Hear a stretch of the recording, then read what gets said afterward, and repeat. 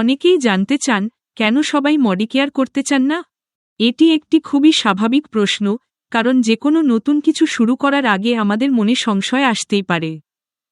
এই সংশয়গুলো বেশিরভাগ সময় ভুল ধারণা বা সঠিক তথ্যের অভাবে তৈরি হয়।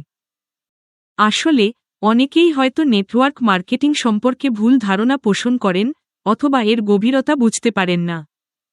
কিছু ক্ষেত্রে, অতীতে খারাপ অভিজ্ঞতার কারণেও মানুষ দ্বিধাগ্রস্ত হন। তারা মনে করেন, এটি কেবল পণ্য বিক্রি বা সদস্য যোগ করার একটি প্রক্রিয়া।